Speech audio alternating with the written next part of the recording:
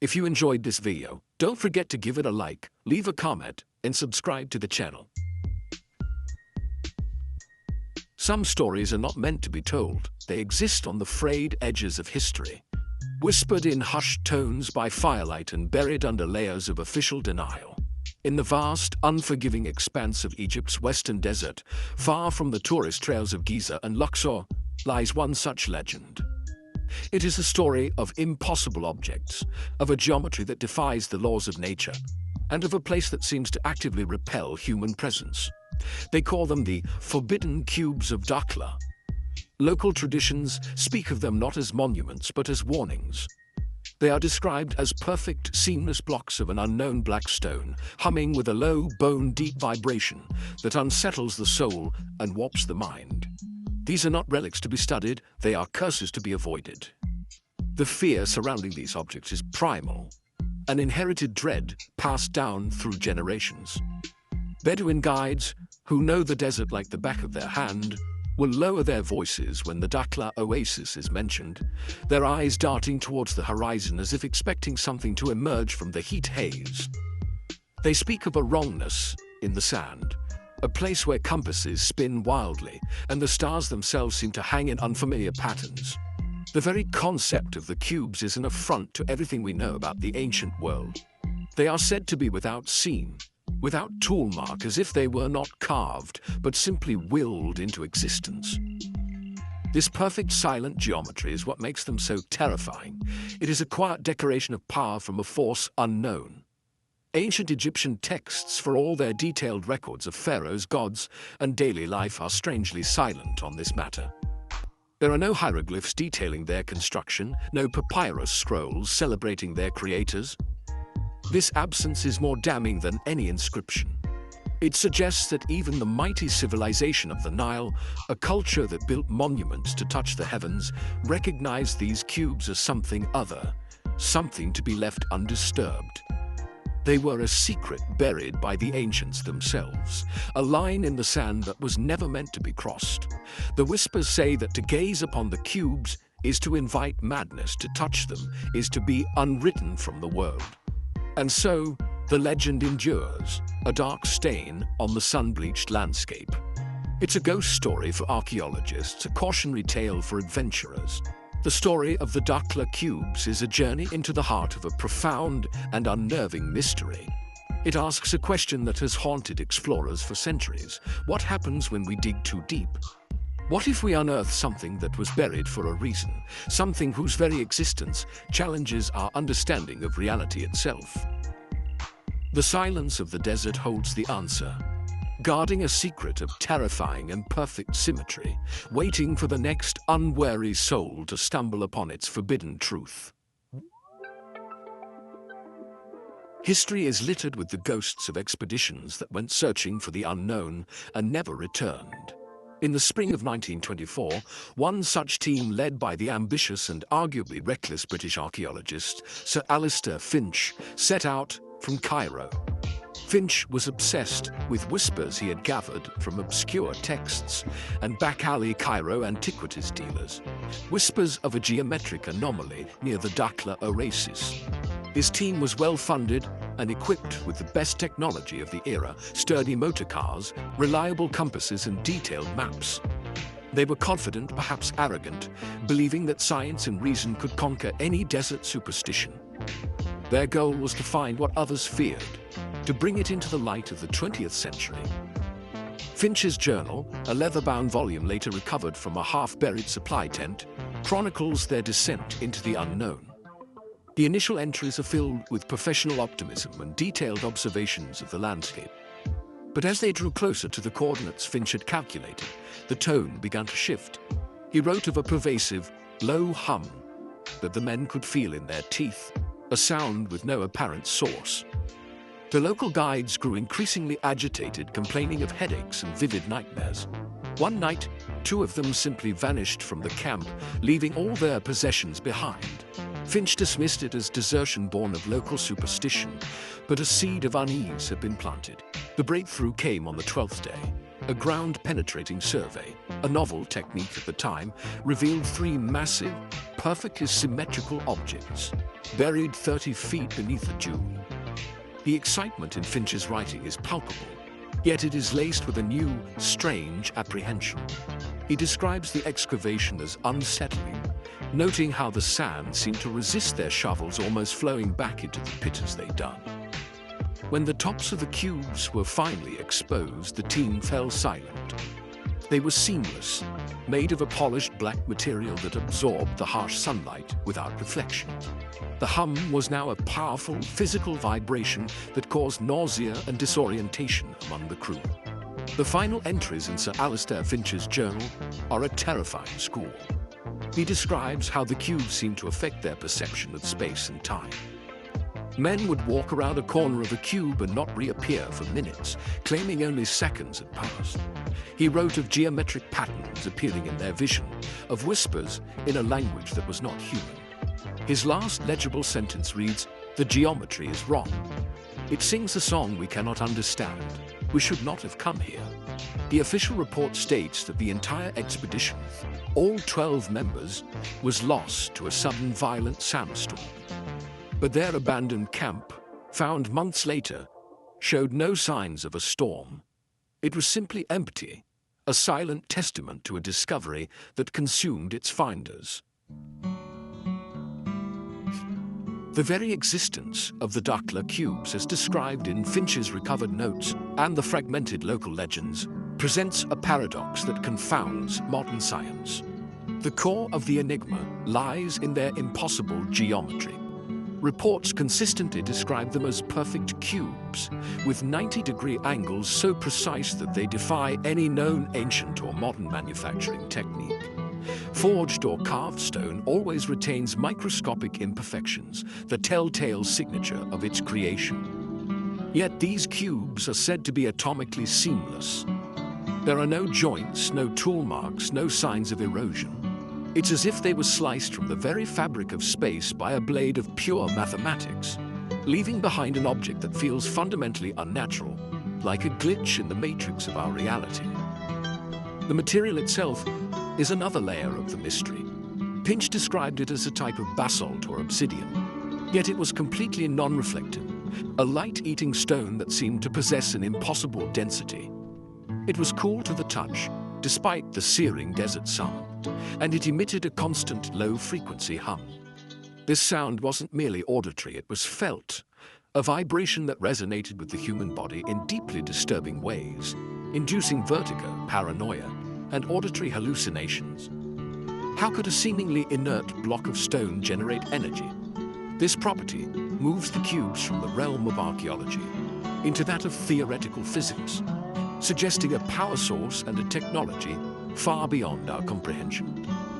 It's one thing to build a pyramid.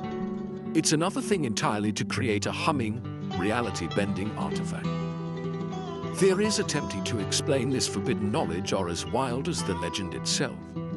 Some scholars, speaking off the record, point to the possibility of a lost branch of ancient Egyptian science, a form of sacred geometry that was more than just symbolic. They suggest that the priests of a forgotten cult may have mastered the ability to manipulate matter at a fundamental level, creating objects that interact with the physical world in ways we no longer understand. This knowledge would have been considered incredibly dangerous, a power too great for humanity, and was therefore erased from all official records, its practitioners and their creations buried under the sand for all time. The cubes in this view are not just structures, they are engines built on forgotten principles of physics. Ultimately, we are left staring at an uncomfortable truth. The Dakhla cubes should not exist. They violate our understanding of history, geology, and physics. Their perfection suggests an intelligence that is either non-human or from a forgotten human civilization that reached a technological peak we can only dream of. Were they navigational beacons, power sources, tombs for beings that were not pharaohs? Or are they something more abstract, keys to another dimension, or perhaps locks designed to keep something out? The geometry is the key. It is a message written in the universal language of mathematics, but it is a message we are utterly incapable of deciphering. The shapes are simple, but the truth they represent is terrifyingly complex. The disappearance of the Finch expedition in 1924 was not the end of the story. It was merely the most famous chapter. Over the decades, the area around the supposed location of the cubes has become a black hole for the curious and the unfortunate. The sands of the Western Desert are vast, and people do get lost. But the pattern of disappearances near the Dakhla anomaly is statistically troubling. In the 1970s, a team of German geologists surveying for oil deposits reported bizarre equipment malfunctions in a specific quadrant of their search grid. Their magnetometers spun uselessly, and their radio communications were filled with a strange, rhythmic static that sounded almost like a distorted voice. After two of their local guides refused to go any further, the team abandoned that sector, labeling it a geological dead zone. More personal and chilling accounts come from the Bedouin tribes who traverse these lands. One elder from a nearby oasis recounted a story from his youth in the late 1950s. He and his cousin were trekking a lost camel when they stumbled into a small, shallow valley that was unnaturally cold. In its center, he saw the corner of a black structure protruding from the sand. He described an immediate, overwhelming sense of dread, a feeling of being watched by something ancient and intelligent. His cousin, braver and more foolish, walked closer. The elder claims that for a moment his cousin's form seemed to shimmer and distort as if seen through thick, rippling water. He screamed and ran, never looking back. His cousin was never seen again. The advent of modern technology has not solved the mystery, it has only added new layers of strangeness. In the early 2000s, with the rise of satellite imagery, amateur archaeologists and online sleuths began scanning the region. Several claim to have found faint geometric outlines in the sand that would appear in one satellite pass and vanish in the next, as if the desert itself was trying to conceal them. One group of off-road enthusiasts from Europe attempted to reach one of these coordinates in 2011. Their last communication was a garbled satellite phone call, in which the caller spoke of a deafening silence and how the sky is raw. Their abandoned vehicles were found 2 weeks later, undamaged, fully stocked with food and water, with the keys still in the ignition. These accounts, spanning nearly a century, paint a consistent and deeply disturbing picture. There is a common thread that runs through all of them: sensory distortion, technological failure, and the inexplicable disappearance of peoples. It's as if the area is protected by a subtle, non-physical defense system. The cubes do not need walls or guards. Their very presence is a deterrent. They seem to manipulate the environment and human perception, creating a zone of high strangeness that swallows those who venture too close. The witnesses are those who were lucky enough to stand at the edge of the abyss and pull back just in time, forever haunted by the echoing silence they experienced.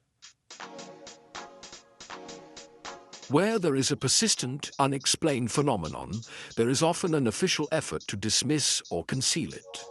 The story of the Dakhla cubes is no exception. Publicly, Egyptian and international authorities have maintained a consistent narrative for decades: there is nothing there. The disappearance of the Finch expedition, they say, was a tragedy caused by a sandstorm. The other missing persons cases are, well, unfortunate, but statistically normal for such a vast and hostile environment. The reported equipment malfunctions are just attributed to natural magnetic iron deposits in the region. Every strange event is neatly explained away, filed under case closed. But behind this facade of normalcy, a different story unfolds through leaked documents and the hushed testimony of insiders. The first crack in the official story appeared in the 1980s, when a retired Egyptian military official gave an anonymous interview to a French journalist. He claimed that during the 1960s, the area was designated a restricted military zone, not for training, but for special study. He spoke of joint operations with foreign powers, specifically American and Soviet teams who brought in advanced scientific equipment. He objected was not archaeological, but a matter of national security. According to the official, these teams experienced the same bizarre effects as Finch, with personnel suffering extreme psychological distress. The project was abruptly abandoned, all records were classified at the highest level, and the zone was declared permanently off limits. Further evidence surfaced in 2003 with the leak of a purported cable from the British Ministry of Defence, dated 1995. The document, though its authenticity is fiercely debated, seems to be a risk assessment regarding the Dakhla anomaly. It references Finch's discovery and subsequent military investigations, warning against any further ground-level exploration. The cable uses chillingly sterile language to describe the phenomenon, referring to it as a spatio-temporal distortion field and noting a high probability of personnel and asset loss. It recommends a policy of remote monitoring via satellite only and strict suppression of public inquiry. If genuine, this document proves that governments have not only known about the cubes for decades, but have actively worked to keep humanity away. The cover-up extends beyond government agencies. Reputable archaeologists who have shown an interest in the Dakhla legend have found their funding mysteriously cut, or their excavation permits inexplicably denied. Journalists who dig too deep are often met with stonewalling and polite but firm warnings to drop the subject. The narrative is carefully controlled by dismissing the stories as folklore and conspiracy. The authorities effectively discredit anyone who gets too close to the truth. This systematic suppression begs a terrifying question. What did they find out there? A simple archaeological site, no matter how unusual, would not warrant this level of secrecy. The only logical conclusion is that the cubes represent something that would fundamentally destabilize our world if revealed. A threat, a power, or a truth so profound that it must be kept buried at all costs. In the 21st century, the age of GPS, satellite phones, and global connectivity, it seems impossible for a place to remain truly hidden. Yet the Dakhla anomaly persists, a digital age ghost that continues to defy modern exploration. The zone's reputation has grown, attracting a new generation of adventurers, paranormal investigators, and thrill-seekers, armed with drones, sensitive recording equipment, and honestly, a dangerous sense of confidence. Their encounters, often documented on blogs and video platforms before mysteriously disappearing, add a new technological chapter to the chilling legend. These modern explorers don't just report seeing strange things, they bring back corrupted data, a digital echo of the site's wrongness. One of the most compelling modern accounts comes from a team of independent documentary filmmakers in 2018. They plan to fly a state-of-the-art drone with high-resolution and thermal cameras over the suspected location. According to their field report posted briefly online, as the drone approached the target coordinates, its control link became unstable. The video feed began to glitch, showing bursts of geometric static and fleeting images of a dark, angular shape on the ground. Then, all communication was lost. The drone's last recorded GPS location was miles from where it went down, and its flight log was wiped clean, showing only the takeoff and a final, nonsensical data point. The drone was never recovered. The effects on human biology remain as potent as ever. A group of 4 European tourists, attempting an extreme desert trek in 2022, unknowingly camped near the periphery of the zone. They were later found wandering deliriously by a Bedouin patrol, severely dehydrated despite having full water canteens. In their debriefing with local authorities, all 4 gave disjointed, nearly identical accounts. They spoke of a sleepless night filled with a low, pulsing hum that made the stars vibrate. They described developing a sudden, inexplicable fear of their own tents, choosing to sleep out in the open. None could remember the events of the following morning or how they had become separated from their supplies and vehicle. Perhaps the most unsettling phenomenon reported in recent years is what some call auditory pareidolia. This is where electronic devices with no speakers, like digital cameras or GPS units, begin to emit faint, rhythmic sounds. One investigator claimed his digital compass, after failing, started to emit a soft clicking pattern that he later realized was a complex prime number sequence. Another reported his camera's memory card, when analyzed, contained a hidden audio file buried in the metadata. The file was just static, but when visualized through a spectrogram, it formed a perfect repeating geometric lattice. The zone doesn't just disrupt technology, it seems to communicate through it, imprinting its impossible geometry onto our most advanced tools. When mainstream science falls silent and governments draw a veil of secrecy, it is the fringe that dares to speak. The theories surrounding the origin and purpose of the Dakhla cubes are as vast and unsettling as the desert itself. They push the boundaries of known history and physics, venturing into realms that many would dismiss as science fiction. Yet, given the impossible nature of the artifacts, these fringe ideas can sometimes feel more plausible than the official explanation that there is simply nothing there. One of the most prominent theories points to the heavens, suggesting the cubes are the work of extraterrestrial visitors. In this scenario, the cubes are not ancient, they are timeless. The alien architect theory posits that the cubes are artifacts left behind by a non-human intelligence. They could be navigational beacons for interstellar travel, using a form of physics we cannot comprehend. Their hum could be the byproduct of a power source that has been running for millennia. Their seamless, perfect geometry would be a trivial feat for a civilization capable of crossing the stars. Proponents of this idea suggest the cube's reality warping effects are not a defense mechanism, but a side effect of their alien technology, like the heat from an engine, harmless to the creators, but dangerous to a primitive species like our own. The cubes were not made for us, and our inability to safely approach them is simply a matter of profound technological incompatibility. Another compelling theory looks not to the stars, but to our own forgotten past. This idea suggests the existence of a highly advanced, pre-Egyptian human civilization, an antediluvian culture, perhaps the historical basis for legends like Atlantis. This lost civilization might have achieved a mastery of science that rivaled or even surpassed our own, before being wiped out by a global cataclysm. The Dakhla cubes, in this view, are some of their last and most durable creations. They could be data storage devices containing the entirety of their history and knowledge, locked by a key we can no longer find. Or more ominously, they could be fail-safe devices, designed to activate or warn future generations in the event of another catastrophe. A third, more esoteric theory blends science with metaphysics. This idea proposes that the cubes are not objects in the conventional sense, but are physical anchor points for another dimension. They are places where the veil between our reality and another is uniquely thin.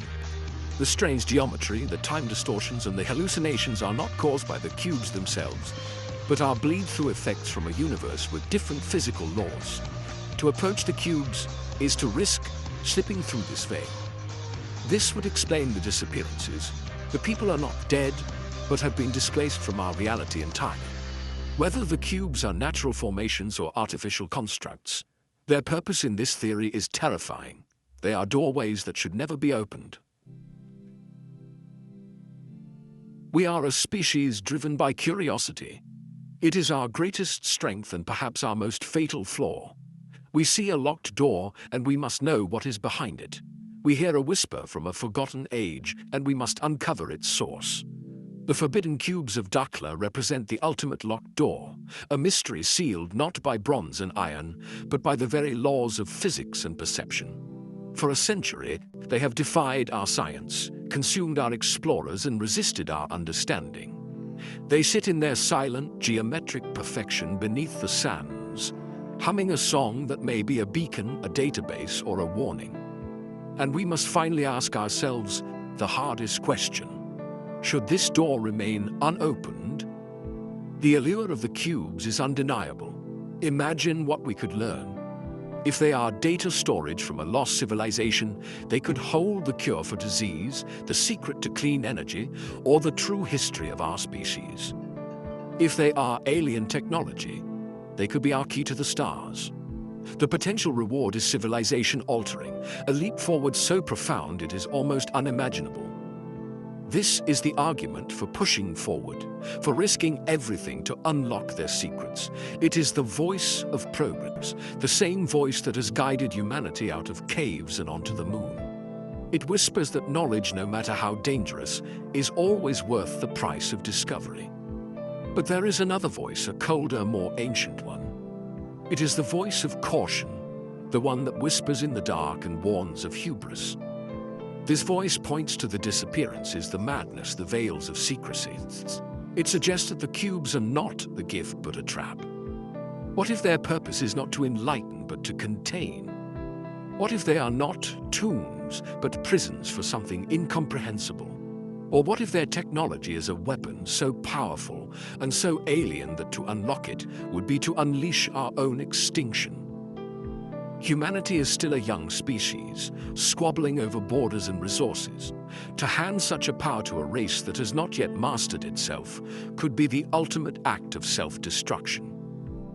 In the end, the forbidden cubes of Dakhla force us to confront the limits of our own ambition. The silence from the authorities and the fear in the local legends may not be a conspiracy to hide a treasure, but a desperate act of quarantine.